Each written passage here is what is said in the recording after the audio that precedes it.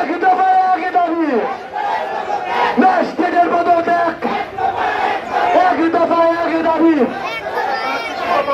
পুরো sanitary inspector উনি আসছে, সাথে কৃষি কর্মকর্তারা আসছে।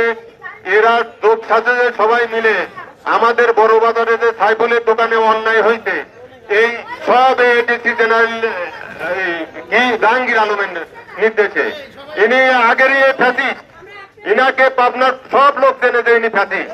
ইনি এখনো পাবনা কিভাবে থাকে এটা তো বুঝতে পারিনি আমরা। সদস্য সবাইকে ধন্যবাদ জানাই আজকে অংশগ্রহণ করার জন্য।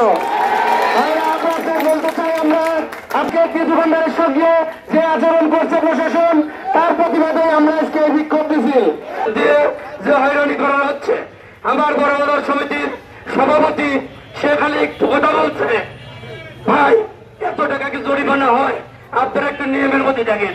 তাকে বলতে কি এই পেটাকে অ্যারেস্ট করেন, আমরা কি অ্যারেস্ট হবো না প্রতিবাদ, আমরা কি অ্যারেস্ট হবো না প্রতিবাদ করবো? প্রতিবাদ করাই ব্যবসায়ী, আমরা চাঁদাবাজ না, আমরা প্রতারণা না, আমরা প্রতিষ্ঠিত ব্যবসায়ী।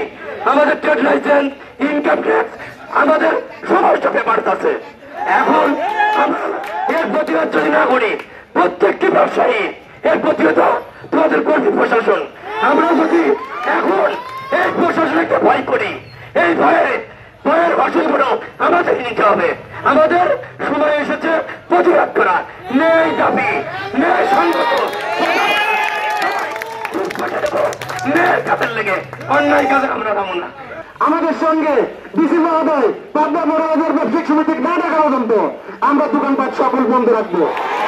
সম্মানিত উপস্থিতি, ঘটনাটা আমার অনেক কথা বলার ছিল, কিন্তু বিষয়টা যেহেতু আমি বলতে পারতেছি না, কারণ অনেক কিছু আছে এর মধ্যে। যে কারণে আমি পাবনা চেম্বার অফ কমার্সের কর্মকর্তাদের বিশেষভাবে অনুরোধ করছি, আমাদের বাজার ব্যবসায়িকরা আজকে বিপদে, আপনারা কোথায়? আপনাদের পাচ্ছি না কেন? আমরা কি চেম্বার মুক্ত ব্যবসায়ী না? আমাদের যে কোনো মিটিং এ আপনারা ডাকেন, আপনাদের অবশ্যই আমাদের পাশে চাই। আপনারা এই বলে আমার বক্তব্য শেষ করছি।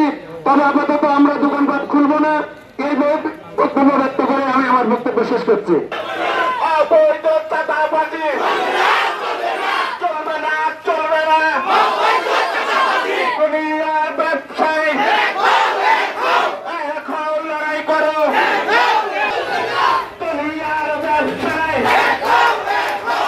এখন লড়াই করো, অবৈধ চাঁদাবাজি চলবে না,